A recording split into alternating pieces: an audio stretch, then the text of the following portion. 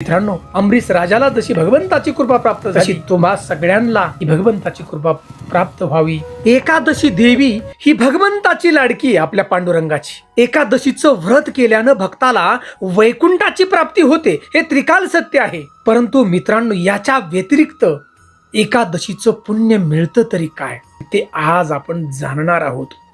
एवढंच नाही मित्रांनो, एकादशीचं व्रत जर मनापासून केलं, भगवंताचं आपण नामस्मरण केलं, तर मित्रांनो एकादशीच्या दिवशी वैकुंठामध्ये भगवंतालाही करमत नाही आणि भगवंत एकादशीच्या दिवशी त्या भक्ताच्या घरी येतात. मित्रांनो, सुंदर अशी कथा आज आपण भागवतातील ऐकणार आहोत की एकादशीचं पुण्य मिळतं तरी किती. मित्रांनो, ही एकादशीची कथा आहे, ती आजपर्यंत यूट्यूबवर तुम्ही ऐकलीही नसेल कधी. अशी कथा आज आपण ऐकणार आहोत. आणि आमची ही कथा ऐकल्यानंतर आपण एकादशीचं व्रत जर धरत नसताल तरी आपण चालू करताल. मित्रांनो, त्यासाठी ऐका आणि शेवटी आम्हाला भक्तिभावानं ओम नमो भगवते वासुदेवाय नमः अशी कमेंट जरूर करा. चॅनलवरती प्रथम असाल तर नक्की सबस्क्राईब करा. तर मित्रांनो, अमरीश नावाचा राजा तो एकादशीचं व्रत अगदी मनोभावे करत होता. आणि नेहमीप्रमाणे एकादश आली आणि या राजानं एकादशीचं व्रत अगदी मनापासून केलं. भगवंताचं नामस्मरण केलं दिवसभर. आणि द्वादशीच्या दिवशी स्वतः या राजानं गहू जात्यावर दळले. बघा, पीठ स्वतः त्या ठिकाणी मळलं आणि देवाला नैवेद्यही अमरीश राजानं स्वतः केला. डाळ भात भाजी सगळं राजानं स्वतः बनवलं. असा हा अमरीश राजा होता. तो भगवंताच्या वरती एवढा प्रेम करत होता की द्वादशीला उपास सोडताना तो कधीही पीठ कोणाकोण आणायचा नाही. हा राजा दळून मजा स्वतः जात्यावर तो राजा गहू दळत होता.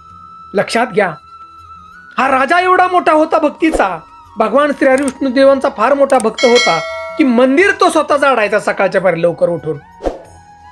देवाला जर नैवेद्य दाखवला ते भांड स्वतः राजा धुवायचा. एवढी राजाची अफाट भक्ती भगवंताच्या वरती होती. बघा मित्रांनो, मंदिरामध्ये झाडू मारणं म्हणजे तो एक सुद्धा पूजेचा भाग आहे.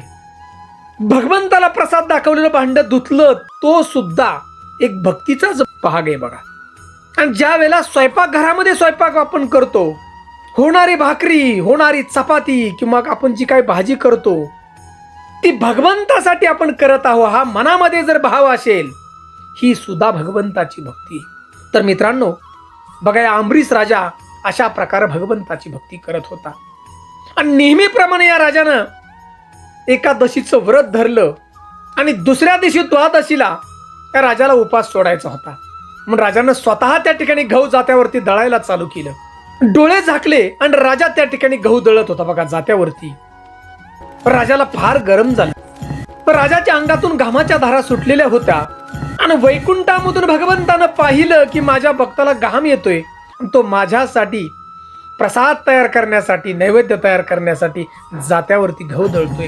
अहो विचार करा, अखंड विश्वाचा मालक भगवान परमात्मा वैकुंठामधून आले आणि स्वतःच्या पितांबरानं त्या ठिकाणी भगवंत या अमरीश राजाला हवा घालू लागले.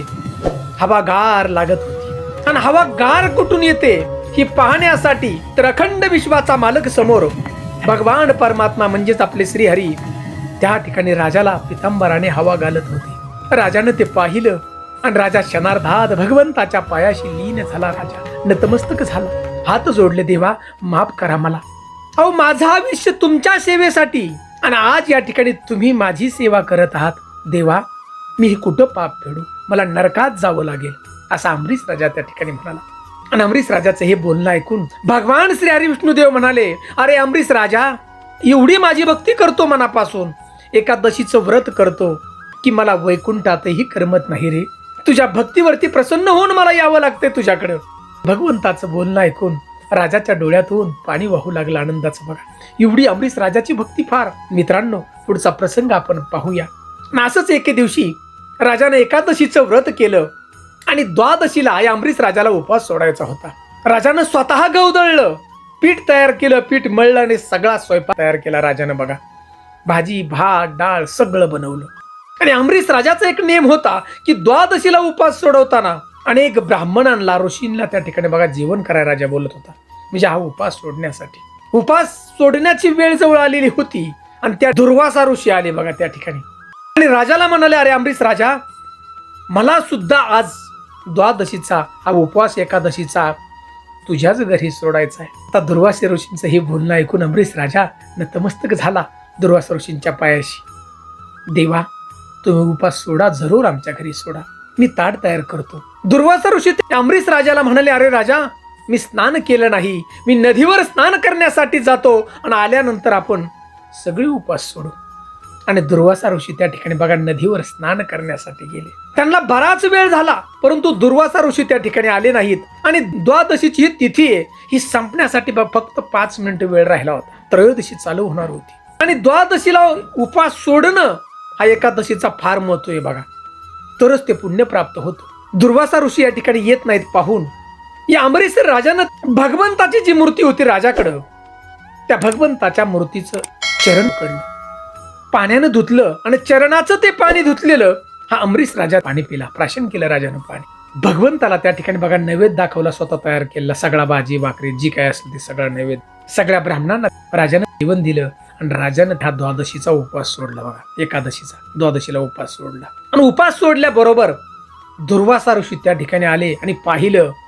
म्हणले, अमरीश राजा, अरे मी तुला सांगून गेलो होतो की हा एकादशीचा उपवास आपण बरोबर सोडू, आणि तू माझ्या अगोदर जेवण केलंस या ठिकाणी, आज तुला घोर पाप लागले राजा. आता दुर्वासा ऋषी फार रागीट होते आणि दुर्वासा ऋषीने रागानं आपली एक जटा पटली आणि खाली आपटली. आणि जटा आपटल्याबरोबर एक भयंकर राक्षसीन त्या ठिकाणी तयार झाली बघा. कृतिका नाव ठेवतं राक्षस, कृतिका. भयंकर भव्य असं रूप या राक्षसीने धारण केलं. आणि दुर्वासा ऋषीने सांगितलं की अमरीश राजाला खाऊन टाक. आणि बघा भगवंताची कृपा किती असते भक्तावरती हो. जशी राक्षसीन त्या ठिकाणी अमरीश राजाला खाण्यासाठी गेली, ठिकाणी अखंड विश्वाच्या मालकानं भगवंतानं सुदर्शन चक्र आपलं सोडलं बघा अमरीश राजाच्या सुरक्षितेसाठी. आणि या सुदर्शन चक्रानं ही कृतिका राक्षसीन होती ती जळून खाक झाली त्या ठिकाणी. आणि हे सुदर्शन चक्र दुर्वासा ऋषींच्या पाठीमागे लागलं बघा, दुर्वासा ऋषींना मारण्यासाठी. आणि दुर्वासा ऋषी पुढे पळत होते, ब्रह्मदेवाच्याकडे गेले दुर्वासा ऋषी. ब्रह्मदेवा, मला वाचवा, नारायणाचं सुदर्शन चक्र माझ्या पाठीमागे लागले. ब्रह्मदेवानं त्या ठिकाणी सांगितलं की दुर्वासा ऋषी, मी हे सुदर्शन चक्र थांबू शकत नाही, हे नारायणाचं सुदर्शन चक्र आहे. आता तिथं नाही म्हटल्यानंतर दुर्वासा ऋषी अखंड विश्वाचा मालक देवादेव महादेवांच्याकडे गेले बघा. महादेवांनी त्या ठिकाणी सांगितलं की म्हणले, हे सुदर्शन चक्र नारायणाचं आहे, आता मी याला थांबू शकत नाही, माझं जर असं असतं तर मी थांबवलं असतं. आता मदत काय कुठे मिळाना, म्हणून दुर्वासा ऋषी त्या ठिकाणी बघा वैकुंठाला गेले.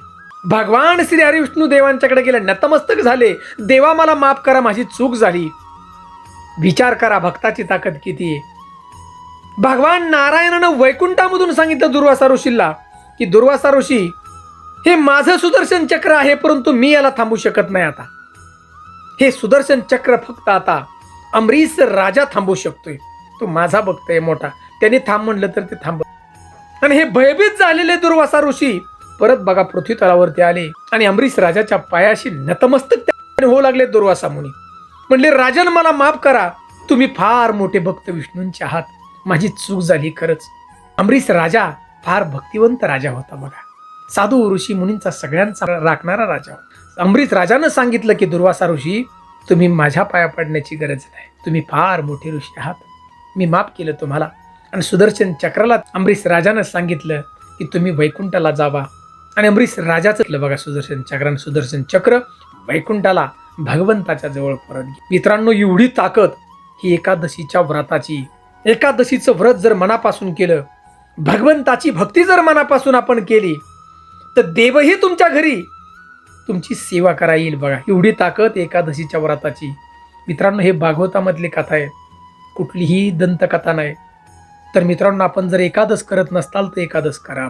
तुमच्या जीवनाचं अंतिम ध्येय म्हणजे भगवंताची प्राप्ती, ही भगवंताची प्राप्ती करून देणारी एकादशी देवी बघा. भगवंतानं दिलेलं वरदान आहे एकादशी देवीला. आणि काम करता करता होईना भगवंताचं आपण नामस्मरण करा. ओम नमो भगवते वासुदेवाय नमः, ओम नमो भगवते वासुदेवाय नमः. मित्रांनो, अमरीश राजाला जशी भगवंताची कृपा प्राप्त झाली, तशी तुम्हा सगळ्यांना ही भगवंताची कृपा प्राप्त व्हावी अशा मी भगवंताच्या चरणी प्रार्थना करतो. व्हिडिओ याच ठिकाणी संपवितो. मित्रांनो, शेवटी आम्हाला कमेंट जरूर विश्वासानं, आपण पांडुरंगाचे भक्त आहात ना, ओम नमो भगवते वासुदेवाय नम अशी कमेंट आपण जरूर करा. जय जय राम कृष्ण हरी.